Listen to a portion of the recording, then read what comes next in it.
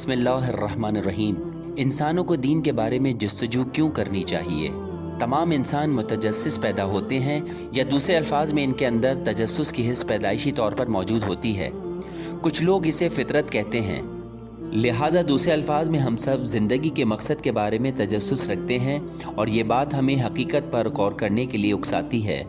زندگی کے مقصد کے بارے میں جاننے کے لیے غور و فکر کرنا ہمیں کچھ سوالات کی طرف لے جاتا ہے، مثلاً کیا کوئی خدا یا خالق موجود ہے؟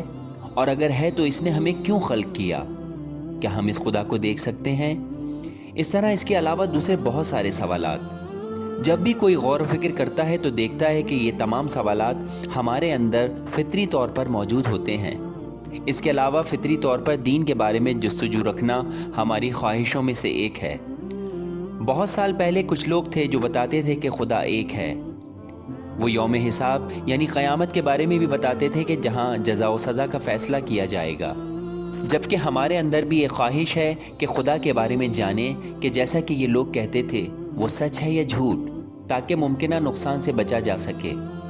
کوئی یہ بھی سوال کر سکتا ہے کہ اگر دین کے بارے میں جستجو کرنا ہماری فطرت میں ہے اور جو کہ ہماری خواہشات میں سے ہے، تو آخر کیوں کچھ لوگ دین اور خدا کا انکار کرتے ہیں؟ کبھی کبھار آپ کی جستجو کرنے کی یہ حس چوکس و ہوشیار نہیں ہوتی۔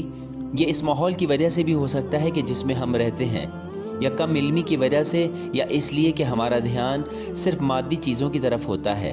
کبھی کبھار ہمارے لیے فطرت کی طرف غور و فکر کرنا بہت مشکل ہو جاتا ہے، اس لیے ہم اس فطرت کو نظر انداز کر دیتے ہیں، اور حقیقت یہ ہے کہ حقیقت یعنی فطرت کے بارے میں سوچنا آسان نہیں ہوتا، اور کبھی کبھار یہ اس لیے ہوتا ہے کہ ہم سستی کا شکار ہوتے ہیں۔